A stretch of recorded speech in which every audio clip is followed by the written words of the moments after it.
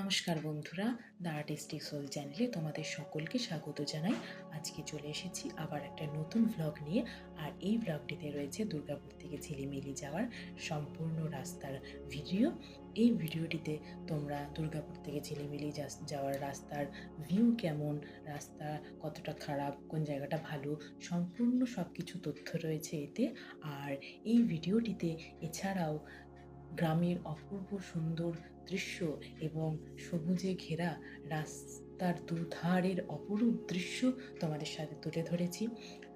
আমরা ঘর থেকে দুর্গাপুর ব্যারেজ আসতে আমাদের ওই 7 থেকে 10 মিনিট সময় লেগেছে। আমরা এখন দুর্গাপুর ব্যারেজ ক্রস করছি। দুর্গাপুর ব্যারেজের রাস্তা খুবই বেহাল, তোমরা সবাই জানো। তাই তোমরা যখন যাবে এখান দিয়ে অবশ্যই একটু ধীরে সুস্থে গাড়ি চালিয়ে যেও।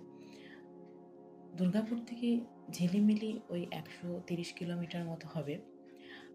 গুগল ম্যাপে দেখায় 3 ঘন্টা 12 মিনিট মতো সময় লাগছে, কিন্তু আমাদের 3.5 ঘন্টা মতো 3.5-4 ঘন্টা মতো সময় লেগেছে, কারণ আমরা বেরিয়েছিলাম হচ্ছে দুপুর ওই 12টা 12:30 নাগাদ। তো তার ফলে সেই সময়টাতে একটু রাস্তাতে জ্যামও পেয়েছি এবং তাছাড়াও একটু রাস্তায় দাঁড়াতে হয়েছে মাঝখানে। এই সমস্ত কিছু নিয়ে আমাদের 4 ঘন্টা মতো সময় লেগেছে। দুর্গাপুর থেকে ঝিলিমিলি যাওয়ার জন্য বাসের ব্যবস্থাও খুবই ভালো আছে। এছাড়াও তোমরা নিজের গাড়ি নিয়েও যেতে পারো, বাইক নিয়েও যেতে পারো, যে যার ইচ্ছে মতো যেতে পারো। তোমরা যদি কেউ ঝিলিমিলি বা বাঁকুড়া থেকে আমার ভিডিও দেখে থাকো তাহলে অবশ্যই কমেন্ট করে জানিও। আর ঝিলিমিলিতে যারা থাকো তারাও কমেন্ট করে জানিও।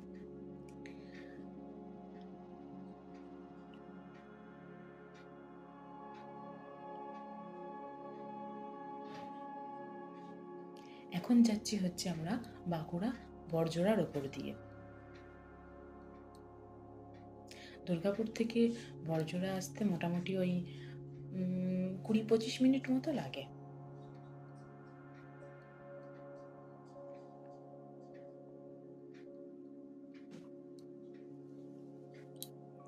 এই যে বাঁকুড়া বড়জোড়ার বাজার স্টার্ট হচ্ছে এখান থেকে। বড়জোড়া বাজারটা হচ্ছে খুবই বড়। তোমরা যদি কেউ বড়জোড়ায় থেকে থাকো তাহলে তারা জানবে।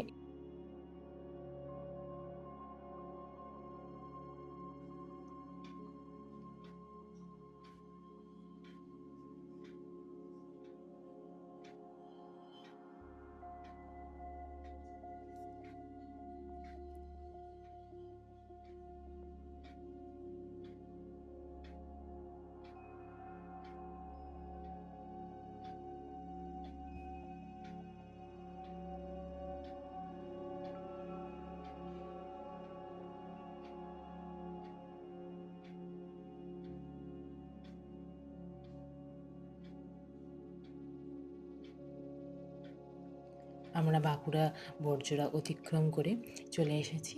এরপরে পড়বে হচ্ছে বেলেতর। আর এখান থেকে হচ্ছে বড়জোড়া থেকে বেলেতর যাওয়ার যে বিশাল জঙ্গলটা রয়েছে, আমরা সেই জঙ্গলটার মধ্যে দিয়েই যাচ্ছি। শুনেছি নয়, অ্যাকচুয়ালি এখনও খবর বেরোয় যে এই জঙ্গলে হাতি আছে প্রচুর। মাঝে মাঝে এখান দিয়ে হাতি পারাপারও হয় রাস্তার উপর দিয়ে। তো যাদের ভাগ্য খুবই ভালো তারা হাতির দর্শন পাবেন, আর যাদের ভাগ্য খারাপ তারা হাতির দর্শন আর পাবেন না।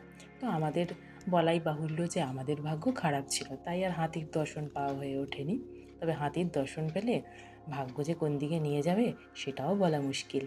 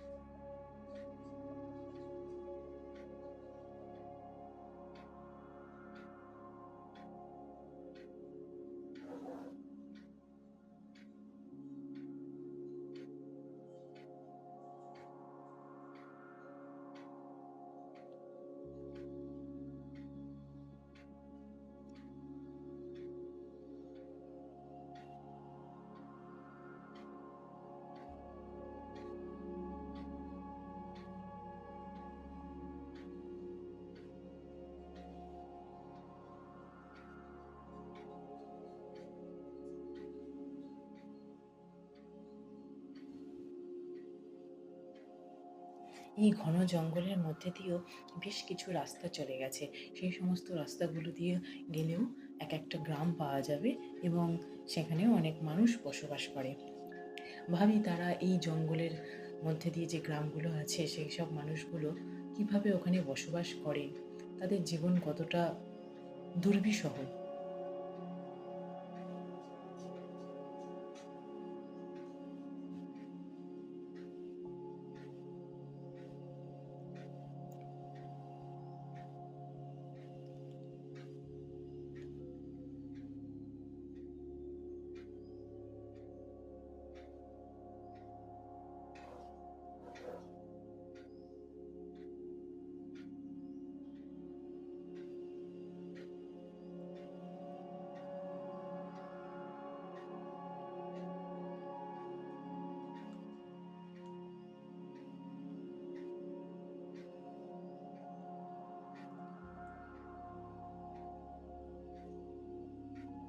এখন আমরা চলে এসেছি হচ্ছে বেলেদুর। আচ্ছা, বেলেদুরে এই লালুর চা কিন্তু খুবই বিখ্যাত। তোমরা কারা কারা বেলেদুরে এসে লালুর চা খেয়েছো অবশ্যই কমেন্ট করে আমাকে জানিও। আর যারা এখনো খাওনি তারা অবশ্যই লালুর চা কিন্তু খেয়েছো। এছাড়াও বেলেদুরে একটা পুরনো খুব বিখ্যাত জিনিস হচ্ছে ম্যাচা সন্দেশ। সেই ম্যাচা সন্দেশের স্বাদ হয়তো আগের মতো নেই, তাও কিছু মানুষ আছে বা আমার মতনই কিছু মানুষ আছে যারা ম্যাচা কেনার পুলকে এখানে দাঁড়ায় এবং ম্যাচা সন্দেশ কিনে খায়।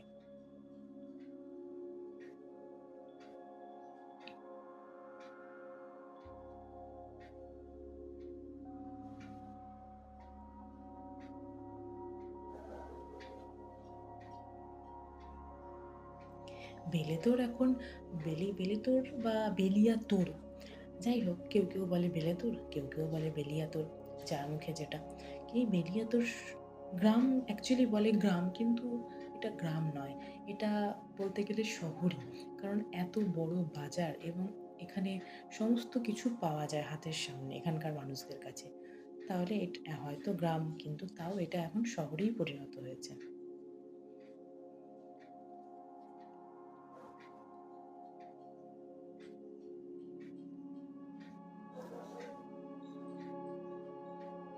আমরা বেলেদুর ক্রস করে আবার চলে এসেছি সেই মনোরম পরিবেশ, দুধারে সবুজ ধানের ক্ষেত, গাছপালা, আর মাঝখান দিয়ে চলে গেছে বিস্তৃত রাস্তা। এইসব রাস্তা দিয়ে যাওয়ার আনন্দই আলাদা। আর এই সমস্ত রাস্তায় বাইকে করে গিয়ে যে মজাটা পাওয়া যায়, নিজের চার চাকায় গিয়ে সেই মজাটা আশা করি পাওয়া যায় না, আমার অন্তত ভালো লাগে না।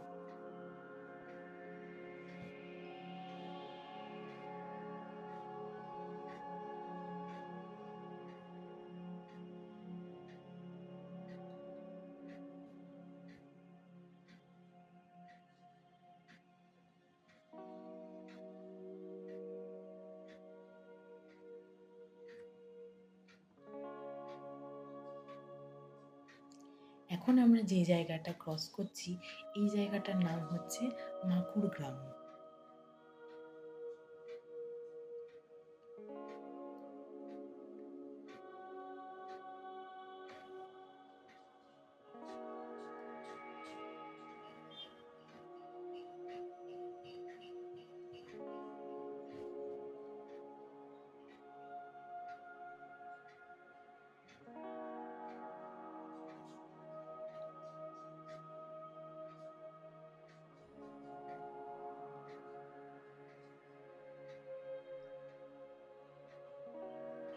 মাকুড় গ্রাম পেরিয়ে এসেছি, এখন ক্রস করছি হচ্ছে পুয়া বাগান।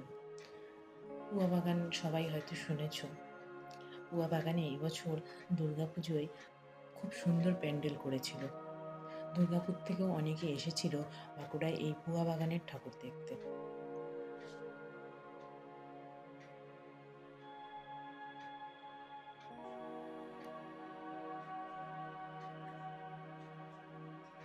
রাস্তার দুধারে সবুজে ঘেরা অপূর্ব প্রাকৃতিক দৃশ্য একমাত্র এই বাঁকুড়ায় রাস্তায় এলেই দেখা যায়। আরও অনেক রাস্তায় আছে, তবে আমি যেহেতু বাঁকুড়ায় এসেছিলাম, তবে বাঁকুড়ার এই রাস্তা এবং রাস্তার দুধারে এই সবুজে ঘেরা বিস্তীর্ণ এলাকা অপূর্ব সুন্দর, মন ভালো করে দেওয়ার মতো। এখন যে গ্রামটা পেরোচ্ছি, এই গ্রামটার নাম হচ্ছে ভেদুয়াশল গ্রাম।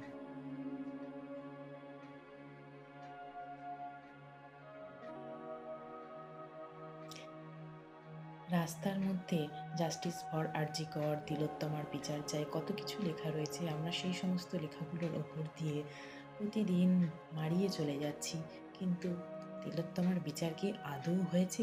তিলোত্তমার বিচার কিন্তু আদৌ হয়নি।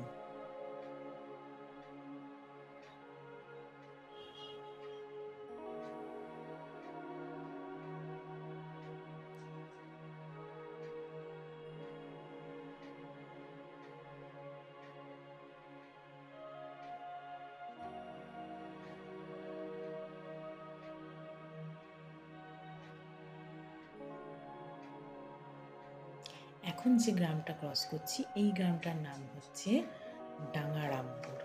ডাঙ্গারামপুর নামটা বেশ ভালো।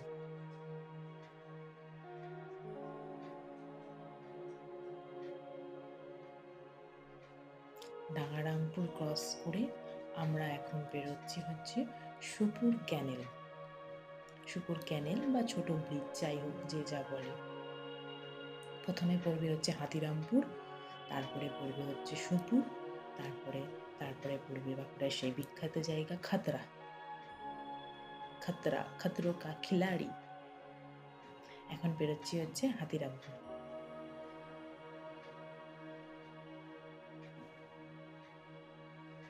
আমাদের হাতিরামপুর আস্তে আস্তে মানে মোটামুটি বাঁকুড়া থেকে খাতড়া আসতে মোটামুটি আমাদের দুপুর হয়ে গেছিলো।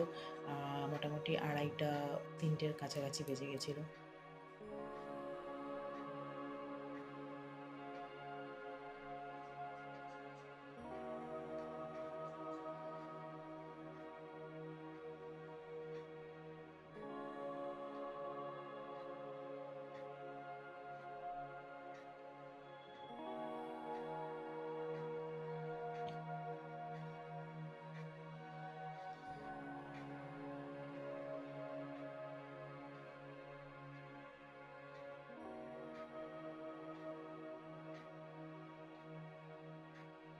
রাস্তার দুধারে না জানি কত গ্রাম পেরিয়ে যাচ্ছে। এত গ্রাম এত গ্রামের নাম হয়তো আমরা ঠিক জানিও না। আমাদের জানার কথাও নয়, কারণ আমরা এই দিকে থাকি না। এই দিকে থাকে হচ্ছে আমাদের বিভিন্ন রিলেটিভরা। তাদের বাড়িতেই কোনো অনুষ্ঠানে আসা হয়, তখনই আমরা কিছু কিছু সেই তখনই যখন আসি তখনই আমরা কিছু কিছু গ্রামের নাম এখান থেকে জানতে পারি। তাছাড়া আমরা হয়তো এই ভিডিওটিতে আমরা কয়েকটা গ্রামের নাম উল্লেখ করেছি, কিন্তু এছাড়াও এখানে প্রচুর গ্রাম আছে।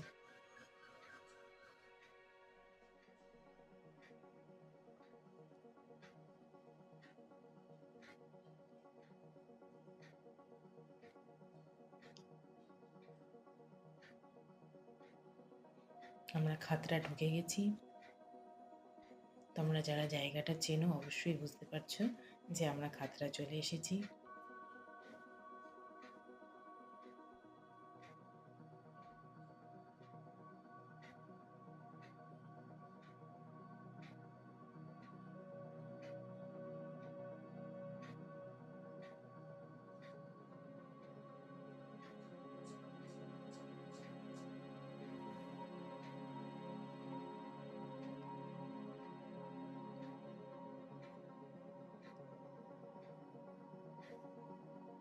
এই যে খাতড়া বাজার স্টার্ট হয়ে গেছে। খাতড়াতেও বিশাল বড় বাজার রয়েছে। বাঁকুড়ার যার আশেপাশে গ্রামের প্রচুর মানুষ এই খাতড়ায় আসেন বাজার করতে।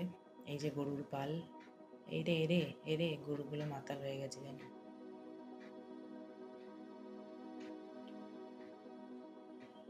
এই যে আশেপাশে দেখতে পাচ্ছ এগুলো বিশাল বড় বড় লজ আছে, হোটেল আছে।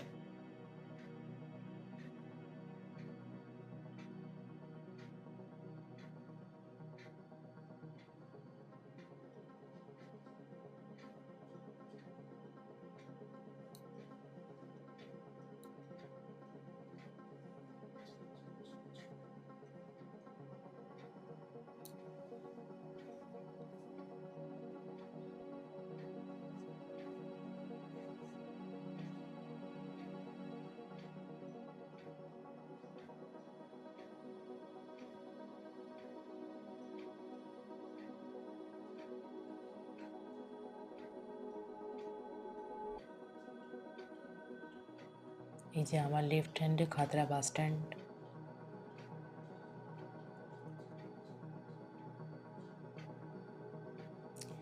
এরপর আমরা খাতড়া থেকে যাব হচ্ছে, প্রথমে আমাদের পড়বে হচ্ছে আক্ষুটা মোড়। আক্ষুটা মোড় থেকে পড়বে হচ্ছে রানীবাঁধ।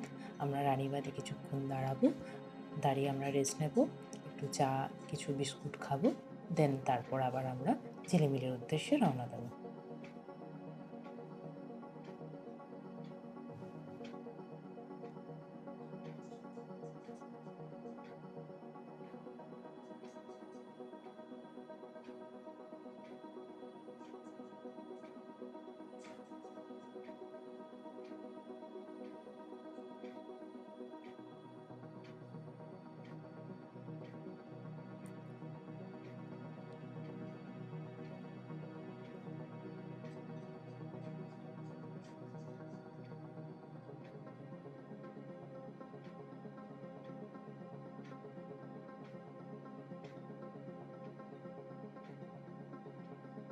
এই যে ব্রিজটা দেখছো, এখানে পুজোর আগে এসেছিলাম, সেই ভিডিওটি আমার কাছে নেই।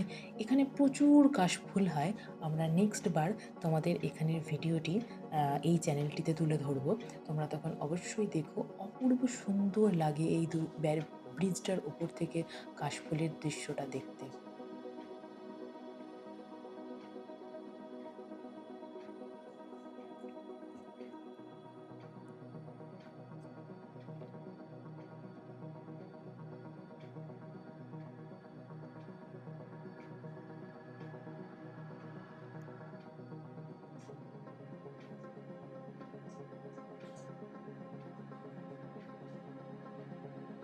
এই যে আমরা আক্ষুটা মোড় চলে এসেছি। এবার আক্ষুটা মোড় পেরোবো, তারপর আক্ষুটা মোড়ের পরে কিছুটা জঙ্গল পড়বে, জঙ্গলের পর জঙ্গল পেরোলেই রানীবাঁধ।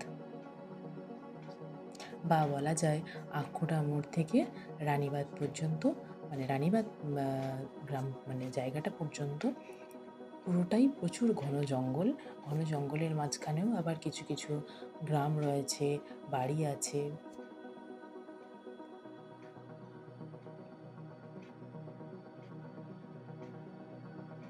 তোমরা যদি মানে প্রচণ্ড গরমেও বা গ্রীষ্মকালেও তোমরা যদি আসো, এই জঙ্গলের মধ্যে দিয়ে যখন যাবে, তখন এক মানে কি বলবো, একটা মানে খুব সুন্দর অনুভূতি হবে। এখানের হাওয়াটা সব সময় ঠান্ডা, এবং শীতকালে আবার মানে কাঁপিয়ে দেয় তখন আবার। কিন্তু গরমকালে এখান দিয়ে যেতে খুব সুন্দর আরাম পাওয়া যায়, এত সুন্দর একটা ঠান্ডা হাওয়া দেয়।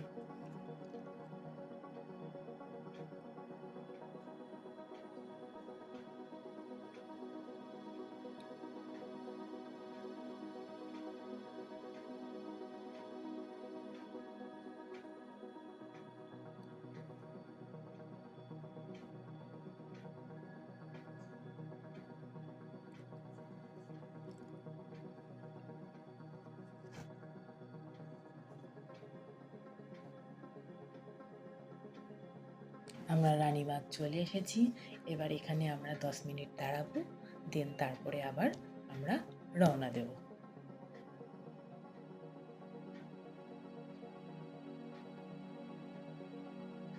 আমরা রানীবাঁধ থেকে বেরিয়ে পড়েছি, মোটামুটি সূর্য ডুবছে। এবারে ঝিলিমিলি, এখান থেকে রানীবাঁধ থেকে ঝিলিমিলি মোটামুটি ওই আর আধা ঘন্টা মতো লাগবে, 10 থেকে 15-20 কিলোমিটার মতনই হবে। রানীবাঁধ ছাড়ার পরেই কিছুটা জঙ্গল বেরোনোর পরেই তোমরা এই সুন্দর গ্রামটা পাবে। গ্রামটার নামটা আমি ঠিক জানি না। কি সুন্দর ফুলের ছাউনি করা, এখানে গ্রীষ্মকালে হয়তো ছাওয়ায় বসে থাকে। আর প্রত্যেকটা বাড়ি অপূর্ব সুন্দর।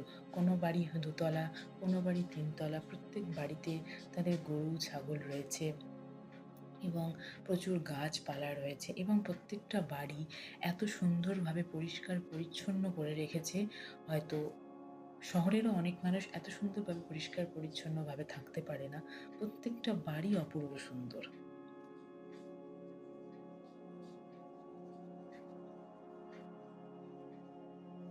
এই গ্রামটা পেরোনোর পরেই শুরু হবে 12 মাইলের জঙ্গল। তোমরা অনেকেই এই 12 মাইলের জঙ্গলের হয়তো শুনেছো, বা হয়তো অনেকে এসেওছো। এই 12 মাইলের জঙ্গলটা প্রচুর ঘন জঙ্গল এবং দুধারে প্রচুর শাল গাছ আছে।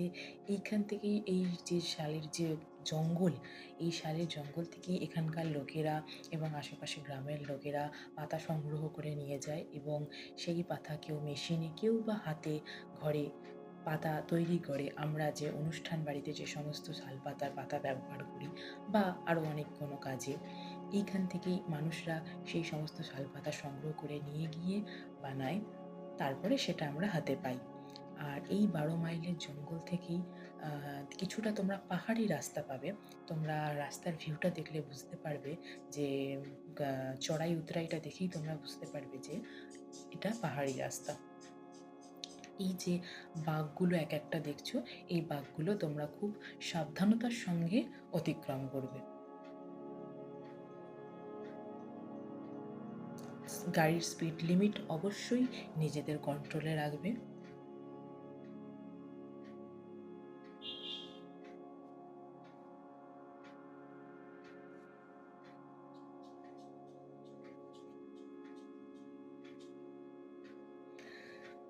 ঝিলিমিলিতে প্রচুর টুরিস্ট স্পট রয়েছে, প্রচুর ঘুরতে যাওয়ার জায়গা রয়েছে। ওখানে গেস্ট হাউস আছে, তোমরা চাইলে ওখানে থাকতে পারো। তবে ঝিলিমিলিতে যেসব প্রচুর মানে যে জায়গাগুলো রয়েছে ঘোরার, সেইগুলো যদি তোমরা সব কিছু কমপ্লিট করতে চাও তো তোমাদেরকে থাকতে হবে। এটা পোড়াডির ব্রিজ তৈরি হচ্ছে। ঠিক ঝিলিমিলি ঢোকার আগে একটা পোড়াডি গ্রাম আছে, সেই পোড়াডির ব্রিজটা তৈরি হচ্ছে। আমরা যখন যাচ্ছিলাম, এটা হয়তো আর 1 বছরের মধ্যে হয়তো পোড়াডির এই ব্রিজটা কমপ্লিট হয়ে যাবে।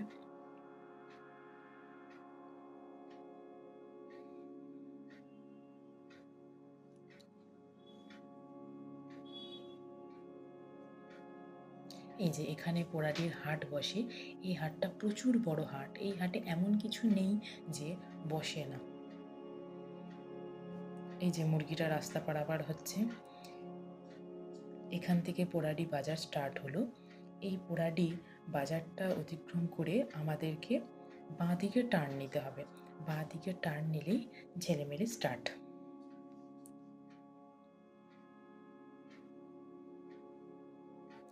আর আরেকটা কথা বলি, এই ভিডিওটিতে আমরা ঝিলিমিলিতে যে টুরিস্ট স্পটগুলো আছে সেখানে আমরা যাইনি বা যেতে পারিনি। আমরা এখানে আমাদের রিলেটিভের বাড়িতেই ছিলাম। শুধুমাত্র ঝিলিমিলি একটা জায়গায় গেছিলাম, যেটা হচ্ছে সুতান। পরে যখন ঝিলিমিলি এসে আমরা বিভিন্ন টুরিস্ট স্পটগুলো যাব, তখন আরেকটা ভিডিও আনবো এই ঝিলিমিলির ওপরে। তবে তোমরা যারা এখনও ঝিলিমিলি আসোনি, তারা অবশ্যই এসো।